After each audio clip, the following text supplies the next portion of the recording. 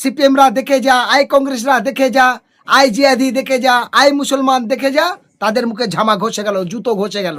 কারণ তারা বলেছিল চাইড় দেঙ্গে, পার দেঙ্গে। আজ ব্যাংশাল কোর্টের মহামান্য বিচারপতি, মহামান্য আদালত থেকে ন্যায় ইনসাফ বিচার হলো। আমাদের হিরো, আমাদের জান, আমাদের সালমান। দেখো দোস্ত উইথড্র হয়ে গেছে, সেই সকাল থেকে আছি, এখন একে বাড়ি নিয়ে যাবো। থানাতে এসছে মোবাইল ফোবাইল নেওয়ার জন্য। যাদের নামে মিথ্যা অপপ্রচার করে জঙ্গি, সন্ত্রাসী, তকমা, দেশ দরিদ্র, রাষ্ট্র দরিদ্র, বিজেপি যা খুশি তাই বলে গেছে। এমনকি রাজ্যের মুখ্যমন্ত্রী, পঞ্চায়েত মন্ত্রী, বিজেপি নেতা শ্রমিক ভট্টাচার্য পর্যন্ত উল্টোপাল্টা বলেছে। সালমান সহ যে কজনকে শান্তপ্রিয়ভাবে এই অপদার্থ শিক্ষামন্ত্রীর বিরুদ্ধে আন্দোলন করতে গেছেন, তাদের বিরুদ্ধে বেছে বেছে মিথ্যা মামলা দেওয়া হয়েছিল। আজ কলকাতা ব্যাংশাল কোর্ট থেকে তাদের বেকসুর খালাস হয়েছে, নির্দোষ হিসেবে প্রমাণিত হয়েছে এবং কেসটা সমাপ্তি হয়েছে। ফলে আমরা অত্যন্ত খুশি। আমি মানবাধিকার কর্মী হিসাবে খুশি এবং প্রত্যেকটা আইন আদালতের এবং পুলিশের বন্ধুদের কাছে বলবো, সরকারি দালালি করবেন না, রাজনৈতিক দলের দালালি করবেন না। জনগণের ট্যাক্সের টাকায় আপনাদের খাওয়া হয়, জনগণের ট্যাক্সের টাকায় আপনাদের মাইনে দেয়, গোটা পরিবার চলে। দেশের সংবিধান নিয়ে শপথ নিয়েছেন, নিরপেক্ষ ভূমিকা দেখা আপনাদের কর্তব্য।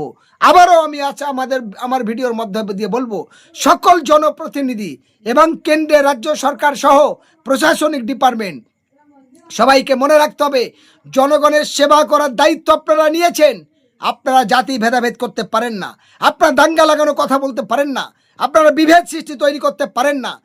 মুখ্যমন্ত্রী সরাসরি গুন্ডারাজের মতো কথা বলছে, পঞ্চায়েত মন্ত্রী সরাসরি গুন্ডারাজিত্ব কায়েম করতে চাইছেন।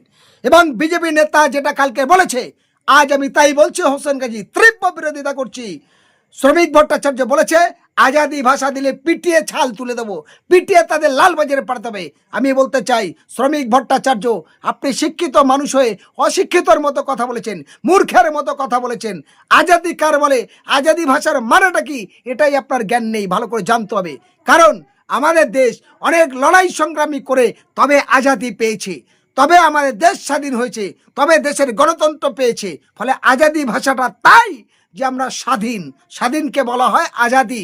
অর্থাৎ ভারতবর্ষ তো স্বাধীন, 15 আগস্ট তবে তো আমরা দেশের জাতীয় পতাকা তুলি, তবেই তো আমরা জাতীয় সঙ্গীত গাই, তবে তো বন্দে মাতরম বলি। তাহলে আমার দেশ আজাদি, আমরা আজাদির কথা বলতে পারবো না। আর আপনারা সেই আজাদি ভাষা বললে করবেন, তাহলে আপনারা দেশ স্বাধীনতা মানেন না, দেশের জাতীয় পতাকা তুলবেন না, যেতে দেশের জাতীয় সঙ্গীত আপনারা গাইবেন না। বলুন আপনার ভাষার মধ্যে কত ভুল, আপনার কথার মধ্যে কি কত ভুল। দেশ যদি স্বাধীন হয় জনগণ কেন পরাধীন হবে?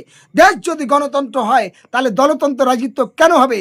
তাই সেই স্লোগান উঠেছিল ওই আন্দোলনের মধ্যে দিয়ে, হাম লোক চাইয়ে আজাদি, হাম লোক চাইয়ে দেশ কে লিয়ে আজাদি, মানে সকল আর স্বাধীন গণতন্ত্র, তার নাম হলো আজাদি। আজাদির ভাষাটা জানতে হবে। ভুল ব্যাখ্যা করে অন্যরকম বিভেদ সৃষ্টি করবেন না, এটা আপনাদের দায়িত্ব নয়, এটা আপনাদের কাজ নয়, কাম্য নয়। দেশের সংবিধান সকলকে সমান অধিকার দিয়েছে, তার নাম হলো আজাদি। দেশের গণতান্ত্রিকভাবে লড়াই করে তার অধিকার ছিনিয়ে নেওয়া হলো আজাদি। তার ভাষাটা হলো এই। মনে রাখুন, এই আন্দোলন লড়াইয়ের মধ্যে দিয়ে আপনার শিক্ষামন্ত্রী ইস্তফা দিয়েছে, এই লড়াইয়ের মধ্যে দিয়ে, প্রতিবাদের মধ্যে দিয়ে কৃষি বিল কেন্দ্রীয় সরকার, আপনার বিজেপি সরকার নরেন্দ্র মোদীর পেটে প্রত্যাহার হয়েছে। এর নাম হলো আজাদি। মানে লড়াই করে, প্রতিবাদ করে আন্দোলনকে আমার অধিকার ছিনিয়ে নেওয়ার নাম হলো আজাদি।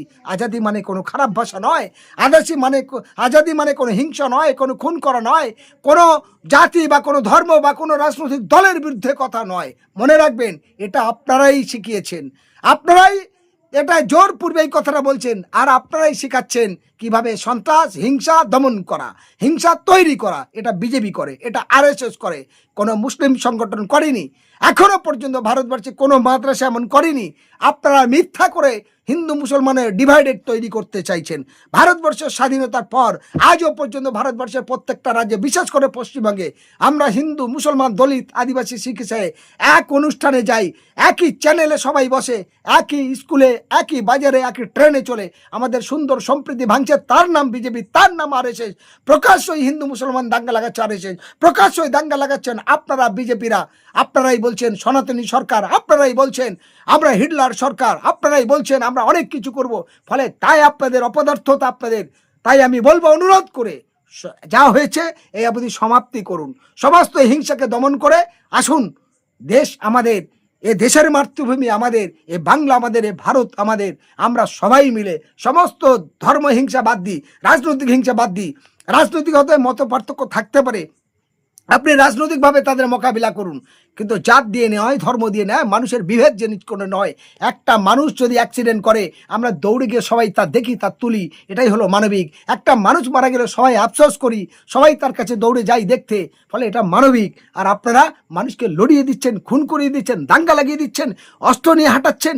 আরএসএসরা তাই করছে, বিজেপিরা তাই করছে। কেন এটা হবে? ক্যান্সারের থেকে ভয়ঙ্কর রোগ হলো হিংসা। ক্যান্সার রোগের কোনো ট্রিটমেন্ট হয়, কিন্তু হিংসার কোনো ট্রিটমেন্ট হয় না।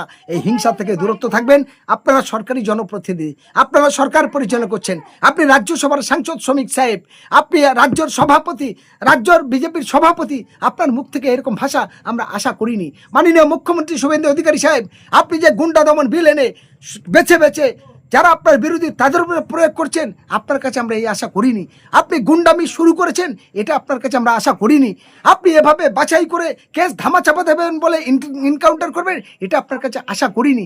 কারণ এই বাংলার মুখ্যমন্ত্রী আপনি, আপনি আমাদের সবার মুখ্যমন্ত্রী, আপনি ভালোভাবে চলবেন, সঠিক বাংলা পরিচালনা করবেন, আমরা এটাই আশা করি আপনার কাছে। ফলে আমি আজকে অত্যন্ত খুশি হলাম।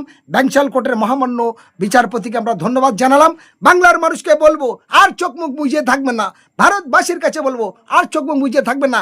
যেখানে অন্যায় অত্যাচার দেখবেন, সে আরএসএস হোক, বিজেপির সরকার দিল্লির হোক, রাজ্যের হোক, আর কেন্দ্রীয় সরকারের হোক, আর পশ্চিমবঙ্গের হোক, অন্যায় দেখলে রুখে দাঁড়াবো, অন্যায় দেখলে প্রতিবাদ করব।